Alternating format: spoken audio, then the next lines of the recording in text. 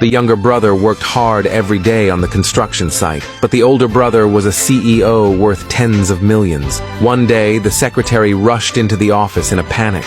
She said she had finally found the younger brother he had been separated from for many years. The CEO was overwhelmed with emotion when he saw the photo of his brother. He immediately decided to go find his brother. Unexpectedly, the factory where his brother worked was actually one of his own assets. So he disguised himself and got ready to visit the factory for an inspection and bring his brother back with him. Soon, the two brothers recognized each other. When the younger brother learned that the CEO had come to rely on him, his expression suddenly changed, but he still warmly invited the CEO to his home. When he saw how poor his brother's living conditions were, the CEO felt a deep ache in his heart.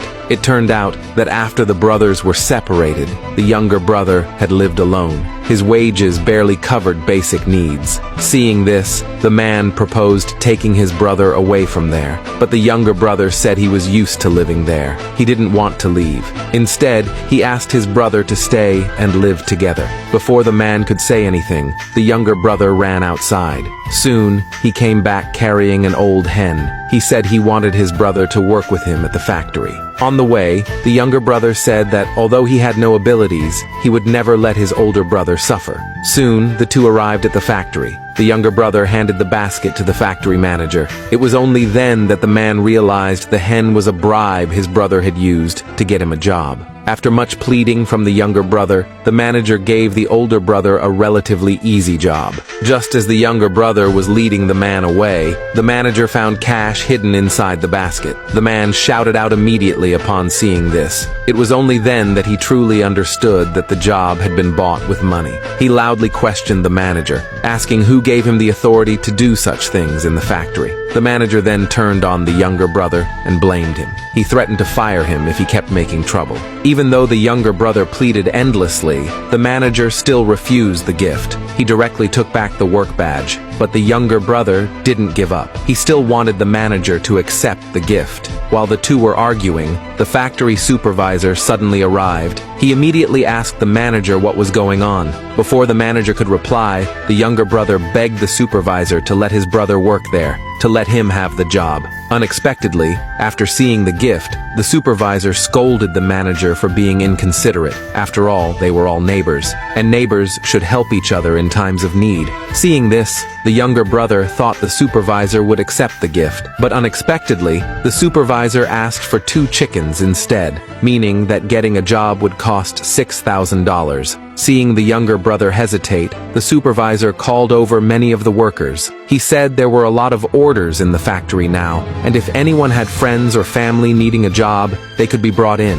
He would lead them all to make big money, but the entrance fee had gone up. The workers all felt it was unfair. When the man heard this, he sent a message to his secretary. He told her there was something wrong with the factory and asked her to bring people over for a surprise inspection. The secretary set off with her team right after receiving the message. The man then spoke out against the supervisor's unreasonable demands. Unexpectedly, the manager started targeting him. Seeing this, the younger brother quickly spoke up for his older brother. He claimed the supervisor was right about everything and begged the supervisor for help, asking him to let his brother start working. He even said he could give up the half-year unpaid salary he was owed, but the supervisor refused. The other workers also began begging the supervisor for their unpaid salaries. One even kneeled before him and begged, saying that his mother was waiting for money to save her life. The supervisor seemed to agree on the surface, but actually told the manager to take them away for discipline. Everyone was terrified upon seeing this. The supervisor then tried to calm the crowd.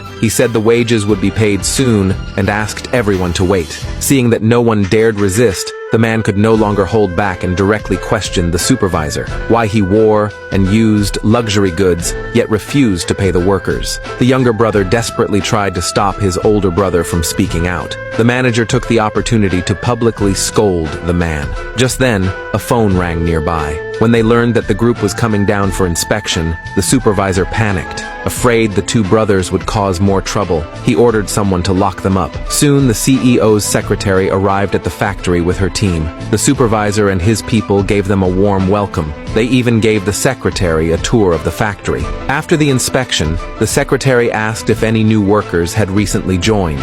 Unexpectedly, the supervisor replied that no one had. This immediately aroused the secretary's suspicion. With the secretary's prompting, the supervisor remembered the man from earlier. He then admitted that someone new had come. Upon hearing this, the secretary insisted on seeing him. Hearing this, the supervisor realized something was off. He thought the man might be a corporate spy sent by headquarters, until he heard the secretary say that inspecting newly assigned workers was part of her job too. Only then did the supervisor feel relieved. He claimed that he had not approved the new workers' entry.